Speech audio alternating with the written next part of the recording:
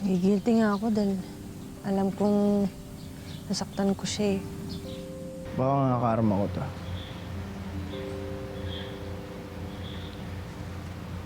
For the longest time na umiiwas ako sa commitment, I just wanna have fun.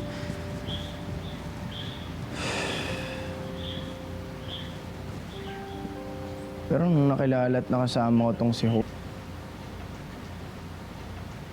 I just realized gusto ko na magseryoso. Kung alam lang ni Sir Ralph ang totoo, na di mo naman to ginusto.